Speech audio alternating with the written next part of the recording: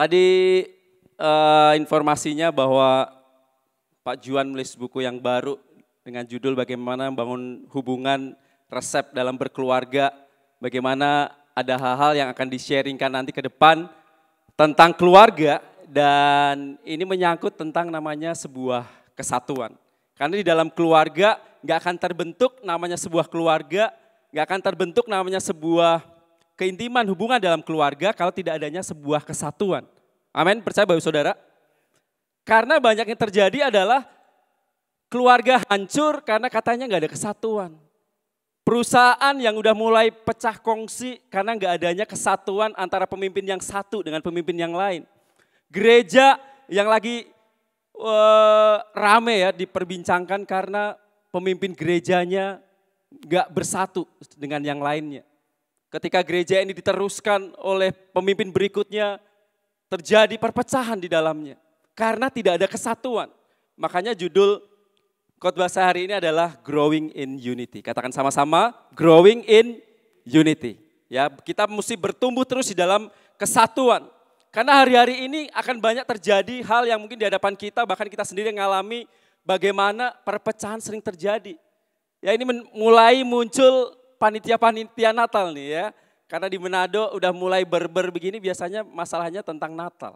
Wah, banyak gereja mulai pakai meja. Ya enggak semua. Tapi itu mungkin dulu-dulu ya. Tapi mulailah kita coba belajar. Jangan sampai nanti kepanitiaan misalnya ada gereja-gereja yang mulai pakai meja, balik-balik meja karena enggak bersatu. Saya pengennya begini kalau bikin acara. Pengennya di hotel, wah yang lain pengennya di gereja, yang lain pengennya di komisi anak bikinnya begini, di komisi pemuda bikin sendiri, wah saling bersaing, gak ada kesatuan. Makanya kita perlu sadar, kita perlu belajar bahwa kesatuan itu penting, amin. Bahkan jemaat sendiri terjadi gesekan, kadangkala terjadi gesekan, terjadi perselisihan di dalam satu family cell, terjadi namanya gesekan, itu wajar gak Bapak Saudara? Wajar, karena Amsal katakan bahwa manusia menajamkan sesamanya, besi menajamkan besi, manusia menajamkan sesamanya, itu hal yang wajar. Tetapi enggak sedikit yang mereka akhirnya pindah gereja, mereka pindah komunitas karena enggak ada kesatuan. Karena terjadi perpecahan, gembala selnya dengan anggota selnya, misalnya antar anggota selnya terjadi perpecahan, katanya enggak bisa bersatu, katanya enggak bisa adanya unity. Ya udahlah aku memutuskan untuk pindah gereja aja. Udahlah aku memutuskan untuk bangun komunitas di tempat lain. Sangat disayangkan Bapak Saudara. Kita mesti terus bertumbuh dalam kehidupan kita supaya kita bisa mencapai namanya sebuah kesatuan. Jadi kesatuan penting enggak? Penting. Ya, kita mau belajar bagaimana kesatuan di dalam jemaat Filipi yang Paulus sampaikan bahwa mereka lagi menghadapi sebuah tantangan. Mereka lagi menghadapi sebuah fenomena yang membuat nih jemaat ini bisa terjadi perpecahan. Kalau enggak cepat diatasi bisa bahaya. Kalau enggak segera diatasi jemaat ini bisa buyar. Terjadi perselisihan, perpecahan, padahal itu hal wajar. Tetapi kenapa Paulus perlu menyampaikan ini, membuat pesan bagi kita semua termasuk jemaat Gilgal hari ini adalah supaya kalau terjadi gesekan, terjadi perselisihan itu hal yang wajar. Jangan sampai ada yang keluar gereja. Jangan sampai merasa bahwa udah aku gak didengar. Oh aku udah gak diperhatikan dan sebagainya. Udah aku pindah gereja. Nah kita mau belajar dari Filipi. Jemaat Filipi yang menjadi konsentrasi oleh Paulus. Dan sekarang disampaikan siang pagi ini kepada kita. Di dalam Filipi 2 ayat 1-5 dikatakan seperti ini. Jadi karena dalam Kristus ada nasihat. Ada penghiburan kasih. Ada persekutuan roh, ada kasih mesra dan belas kasihan. Karena itu sempurnakanlah sukacitaku dengan ini, kata Paulus. Hendaklah kamu sehati sepikir dalam satu kasih, dalam satu jiwa, satu tujuan. Dengan tidak mencari kepentingan sendiri atau puji-pujian yang sia-sia. Sebaiknya hendaklah dengan rendah hati yang seorang menganggap yang lain lebih utama daripada diri sendiri. Dan janganlah tiap-tiap orang hanya memperhatikan kepentingannya sendiri. Tetapi kepentingan orang lain juga. Dan hendaklah kamu dalam hidupmu bersama menaruh pikiran, perasaan yang terdapat di dalam Kristus Yesus. Amin. Ini adalah pesan yang sangat penting yang perlu kita lakukan, prinsip bagaimana dalam kita membangun sebuah kesatuan. Karena tanpa ada prinsip ini nggak akan mungkin terjadi sebuah unity, kesatuan. Yang pertama Bapak Saudara, dikatakan tadi bahwa jadi karena dalam Kristus ada nasihat. Jadi kalau di dalam nasihat itu selalu kan ada didikan, ya. Itulah yang membuat kita itu bisa bersatu. Terkadang orang tuh nggak mau terima nasihat. Orang tuh nggak mau terima didikan karena apa? Karena merasa bahwa wah kita nggak satu di dalam roh. Oh karena kita nggak satu level. Oh karena kita nggak satu frekuensi katanya. Tetapi di dalam Tuhan selalu ada nasihat yang sangat membangun buat kita. Orang-orang di dalam Tuhan selalu akan memberikan nasihat yang terbaik. Jadi jangan buru-buru, keluar dulu, dengerin dulu. Karena di dalam Tuhan akan selalu ada nasihat yang membuat kita menjadi lebih baik lagi. Makanya poin yang pertama, selalu dasarkan bahwa kesatuan itu dibangun di atas dasar Kristus. Ada yang mulai hari-hari ini membangun kesatuannya karena, oh kita kok so temenan lama. Padahal mungkin dia banyak kompromi dalam dosa. Tapi ngomongnya, oh aku bersatu sama dia karena kita udah temenan lama nih. Kita udah jadi hopeng, kita udah jadi temenan yang sangat deket banget. Aku bersatu sama dia. Segala apapun keputusannya aku akan dukung. Padahal mungkin keputusannya banyak menyakiti orang. Keputusannya mungkin hal-hal yang melanggar kebenaran firman Tuhan. Tetapi yang dia bangun karena kedekatan. Bukan karena Kristus, bukan karena kebenaran. Makanya kesatuan bukan dibangun oleh karena dasar kedekatan kita sama seseorang. Bukan karena kita udah kenal lama sama dia. Akhirnya kita nggak bisa negur dia. Bukan karena kita balas jasa, hutang budi sama dia, enggak. Melainkan karena kasih Kristus yang kita sudah terima. Amin. Ini yang perlu kita sadari. Kesatuan itu dibangun atas dasar kasih Kristus. Karena aku mengasihi kamu. Karena Kristus lebih dahulu mengasihi kita. Sehingga aku bisa mengasihi kamu. Nah kalau terjadi seperti ini kesatuan akan gampang terjadi Bapak Saudara. Terjadi perpecahan karena banyaknya yang dibangun oleh karena hubungannya yang salah. Amin. Anak muda yang pacaran, apa yang sedang kamu bangun? Apakah dasarnya karena cinta? Waduh, kita kok cinta mati, pastor. Oh kita cinta mati Pak Pendeta sama dia. Enggak bisa, kita mesti menikah sama dia. Waduh, luar biasa ya. Anak muda ingat, kalau kamu bangun dasar cinta kamu, kasih kamu karena kamu cinta seseorang, kamu akan jatuh dalam dosa. Kamu akan memaksakan pendapat kamu, keputusan kamu, bukan karena dasar Kristus, bukan karena kebenaran.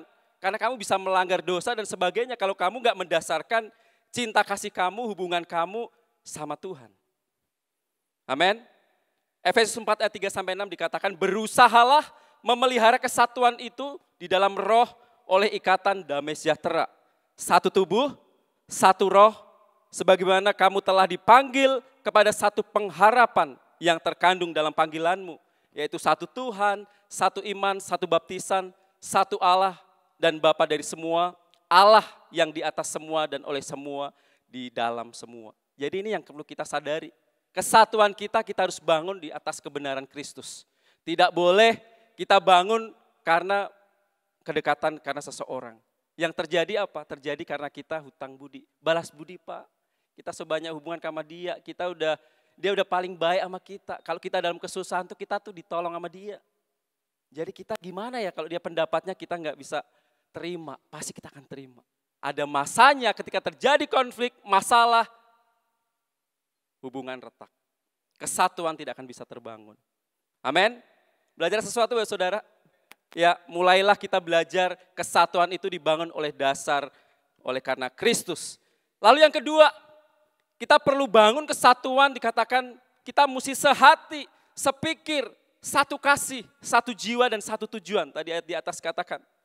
Ya kita bisa highlight, kita bisa garis bawahi, di sana ada kalimat dikatakan kita mesti sehati, sepikir, satu kasih, satu jiwa dan satu tujuan. Artinya begini buat saudara. Banyak keluarga yang mulai berantem, mulai hubungannya mulai retak, mulai memutuskan udahlah cerai aja. Karena apa? Percuma pernikahan kita semuanya udah gak sehati dikatakan. udah nggak sepikir. Dulu kita waktu pacaran tuh, wah rasanya itu jauh aja kita bisa langsung datengin karena hati kita tuh udah connect sama dia. Sebelum kita hubungi kok dia udah rasa dulu, wah sehati banget. Tapi sekarang Pak, udah beda banget. Kita udah nggak sepikir. Kita ngomong apa, dijawab apa, nggak nyambung. Pengalaman? Kita kadang ngobrol nggak bisa masuk Pak. Kita ngomong tentang pekerjaan, masa sekretaris saya lebih nyambung daripada istri kita. Alasannya. Udah nggak sepikir Pak, dia itu lalot. Aduh, minta ampun dah Pak. Menikah puluhan tahun begini diajak ngobrol nggak pernah nyambung, lalot banget. Kita ngobrol apa, dia jawabnya apa, capek. Jadi saya udah putuskan kayaknya udah mau pisah aja Pak. Udah nggak ada kasih di dalam hati. Udah 10 tahun, 20 tahun. Kemarin kita dengar kabar ya, bukan dengar kabar, baca-baca muncul. Karena saya follow ini artis ini, karena saya suka mengikuti, karena saya juga ini ya istilahnya wah, bagus gitu ya, artis ini kagum gitu. Jadi bukan tentang artis dunianya gitu ya, tapi dia saya cukup terkesan. Boleh kan? Ini idola artis boleh kan? Tapi di sisi lain pas dengar beritanya, dia menggugat cerai suaminya. Pada baca? Aduh, tahu semua lagi. Wah, udah cantik, suaminya ganteng, kurang apa? Bagus lagi suaranya. Mulai tahu kan? Tapi dengar beritanya menggugat cerai, kurang apa coba? Kita yang biasa-biasa aja rasanya mesranya luar biasa, mereka yang udah ganteng, udah cantik, kaya raya. Tapi kenapa memutuskan mau pisah? Kurang apa coba? Nggak ada duit? Banyak duitnya. Tapi kenapa? Karena alasannya katanya udah nggak sehati, nggak sepikir, udah nggak cinta, nggak punya kasih lagi. Nggak satu jiwa lagi. Kalau kita ngobrol, kita hobinya apa, dia hobinya apa. Kita suruh nemenin badminton, dia maunya shopping. Ada begitu. Saya sukanya nge-gym, dia sukanya apa? Belanja, ngabisin duit. Jadi saya lebih banyak ditemenin oleh orang-orang yang satu hobi. Wah, ini bahaya, Bapak Saudara. Maka akan terjadi sebuah namanya perpecahan. Udah nggak ada kesatuan, unity, karena udah nggak sehati, sepikir. Tetapi yang Paulus mau perintahkan, Tuhan mau perintahkan bagi kita pagi ini adalah, boleh nggak Bapak Ibu Saudara kita tuh beda pendapat? Boleh nggak? Boleh ya. Namanya juga beda pemikiran dikatakan tadi. Beda pemikiran, kadang kita punya kesukaan tuh berbeda. Kalau bikin acara tuh pengennya tuh ya setiap orang punya feel-nya masing-masing lah. Pasti akan ada perbedaan, itu wajar ya. Bahkan mungkin bisa berseberangan. Tapi apakah kita menimbulkan itu menjadi perpecahan? Apakah kita nggak akan bisa bersatu? Tuhan mau adalah boleh kita berbeda pendapat Bapak Saudara. Boleh berseberangan dalam menyampaikan pendapat. Kita suami istri suka begitu kadang. Sesama istri suka kadang begitu. Sayang, boleh nggak menyampaikan usul pendapat? Boleh. Kayak formal banget, kayak lagi rapat. Iya, karena kita perlu menghargai perasaannya, usulannya kita perlu dengar. Boleh nggak sayang? Kalau kita satu kali masak tuh masakan yang seperti ini, yang jangan selalu misalnya yang goreng-goreng, dia usul ke saya begitu. Boleh nggak yang jangan yang goreng-goreng, dia suka yang sangat berkuah-berkuah, dia suka yang sehat-sehat. Nah saya suka yang goreng-gorengan. Saya itu capek banget kalau goreng-gorengan. Tapi dalam hati, ya itu kesukaan kita. Tapi apakah kita memaksakan bahwa saya mesti goreng? Enggak bisa. Saya suka tuh kalau mujair tuh goreng. Enggak bisa, mujair tuh mesti bakar, enggak boleh. Enggak selalu harus memaksakan seperti itu. Tetapi yang Tuhan mau, kita disatukan saat sadar bahwa kita tuh punya satu tujuan, yaitu untuk Kristus. Amin. Kita memutuskan kita menikah dengan pasangan kita, itu karena tujuannya apa yang kita lakukan adalah untuk Kristus. Ya, dikatakan bahwa kasihilah, hai suami-suami, kasihilah istrimu seperti Kristus mengasihi jemaat. Enggak mudah Bapak Saudara. Kenapa bisa sampai seperti itu? Pesan apa yang disampaikan? Bahwa kadang kita bisa beda pendapat. Kadang orang istri kita ini, suami kita ini enggak layak untuk bisa dikasih, dikatakan. Tetapi oleh karena satu tujuan, karena Kristus yang kita lakukan untuk Tuhan, Maka yang seperti itu kita bisa lakukan, mengasihi dengan tulus. Kadang bikin bete, jengkel, kadang gak nyambung, gak sefrekuensi. Kadang pengennya ganti pasangan rasanya. Ada yang mau suka begitu? Bertobat. Gak boleh. Kalau beli sepatu, sendal, salah boleh tukar di toko. Tapi kalau pasangan kita gak boleh tukar. Gak boleh, gak ada yang jual. Cuma pasangan satu yang Tuhan kasih itu. Setialah. Karena yang kita lakukan adalah kita lakukan untuk Tuhan. Boleh beda pendapat, boleh beda pemikiran. Tetapi kalau sudah bicara tentang satu tujuan, tentang Kristus, maka kita akan terjadi kesatuan di sana. Amin. Gak usah takut buat saudara. Gak usah takut untuk mengutarakan pendapat, silahkan. Sampaikan usulan ya ke gereja. Ini diinformasikan ibadah kita akan dibuka ibadah ketiga. Oh, kita kalau meeting misalnya, saya usulnya jangan dulu Pak, jangan dulu boleh. Karena saya merasa bahwa jangan dulu. Ada yang berpendapat, enggak gas Kak, kalau bisa November gas Jo, gas, Desember gas pokoknya, kita dukung. Boleh beda pendapat, boleh enggak? Boleh. Tapi kalau sudah diputuskan untuk tujuannya Kristus, untuk satu tubuh Kristus, gas sama-sama. Begitu. Jadi tepuk tangan dong buat Tuhan. Yang kita pikirkan Bapak Saudara adalah untuk Tuhan. Kenapa kita perlu buka ibadah ketiga?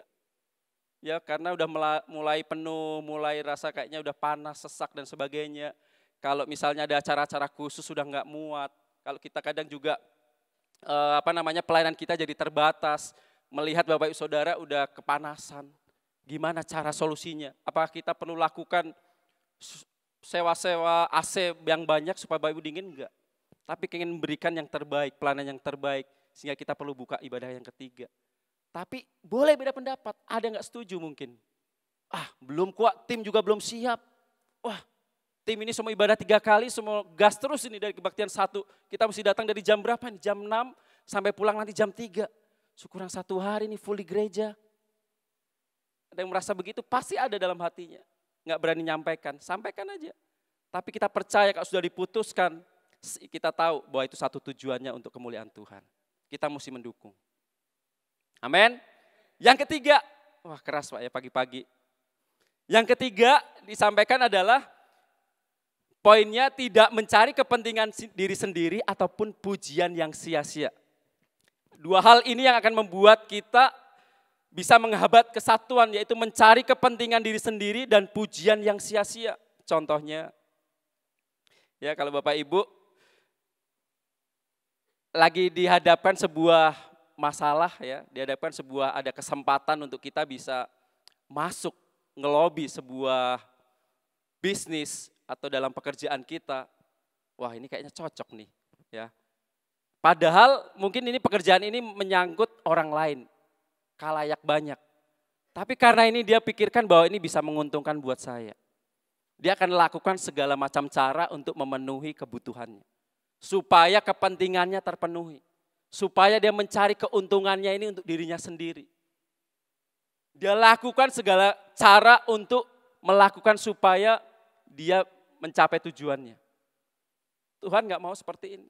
Paulus sangat menekankan, ini bahaya terjadi. Karena orang sudah mulai berpikir bahwa yang penting urusanku aja dulu yang dipenuhin.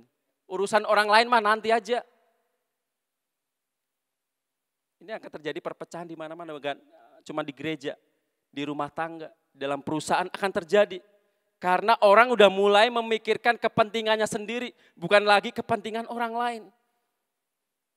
Nah, growing deep in unity itu adalah mengambil kesempatan, ketika ada kesempatan di depan kita, itu bukan untuk keuntungan kita. Ya, bukan mengambil kesempatan di dalam kesempitan, sehingga orang lain bisa dirugikan, masa bodoh. Yang penting urusanku selesai. Tetapi melainkan gunakan kesempatan itu untuk menolong orang lain, Bapak Saudara. Wow. Seberapa banyak yang mulai punya prinsip seperti ini? Ya biar jauh kepentingan dia dulu kita dahulukan. Kesenangan suami dulu, kesenangan istri dulu. Mungkin ini lebih penting. Bukan tentang bahwa kita akan, kita dirugikan dong. Kesenangan saya dirugikan, enggak. Karena dasarnya itu tadi, karena Kristus. Dasarnya kita karena untuk pasangan kita. Kita mendahulukan kepentingan orang lain. dan tidak mencari pujian yang sia-sia.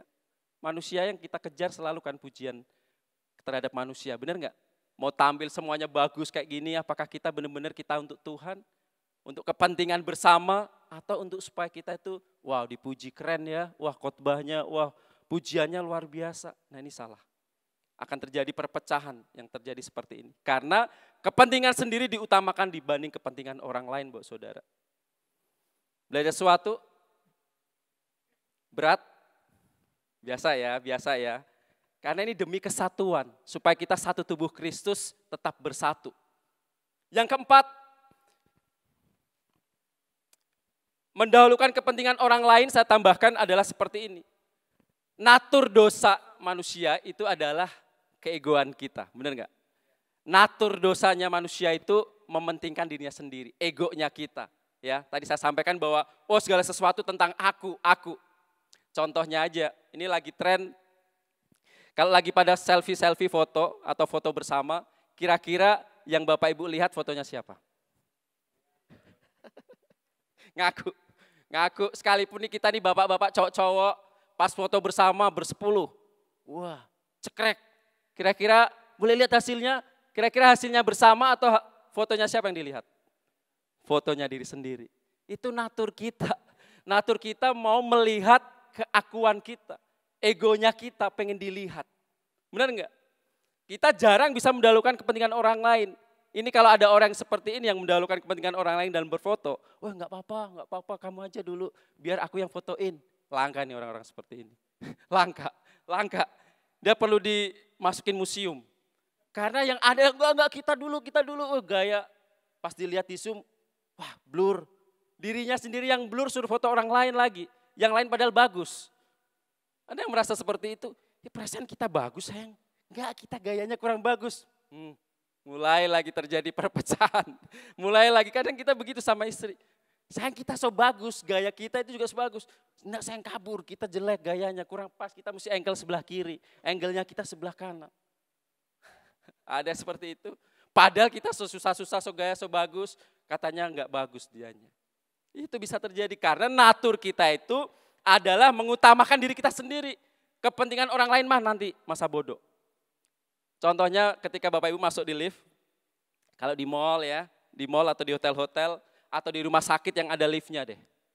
Kira-kira ini naturnya kita sebagai manusia ya, yang belum dibenarkan atau belum bertobat, naturnya kadangkala. Bapak Ibu ketika lagi dalam antrian lift, kira-kira siapa dulu yang keluar? Naturnya, jujur. Ya, harusnya kan yang keluar dulu didahulukan, baru kita menunggu masuk. Tapi naturnya enggak, kita trosol aja pokoknya. Bayangkan itu aja enggak masuk logika. Enggak masuk logika sama sekali, karena apa? Harusnya kan dia keluar dulu supaya kita bisa masuk. Coba bayangkan kalau berjubel semua di dalam, muat enggak kira-kira liftnya? Enggak muat. Tapi karena naturnya kita menyampingkan kepentingan orang lain dan kepentingan kita yang kita mau utamakan supaya kita didahulukan, itu enggak akan terjadi sebuah kesatuan, Bapak Saudara. Parkir juga begitu. Kalau di dalam gereja bagus, luar biasa, shalom, perkenalan, ya tadi sudah kenalan family time. Pasti parkir. Baku trosol, ini siapa sih? Jemaat siapa sih ini? Pakai auto begini, aduh. Karena naturnya adalah kadangkala kita itu ego kita yang mau diutamakan dulu. Bertobat, saudara, jangan sampai kita menjadi jemaat yang mau mengutamakan kepentingan kita dulu. Yang lebih penting, kepentingan orang lain kita nantikan berikut. Nah itu kita nggak mau. Itu akan terjadi namanya sebuah perpecahan. Ya.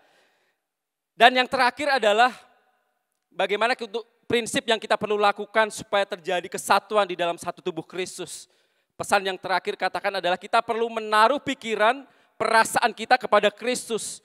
Karena pikiran, perasaan kita kalau kita nggak taruh di dalam Kristus kita bisa salah. Terkadang kita terjadi perpecahan karena kita menilai seseorang oleh karena perasaan kita.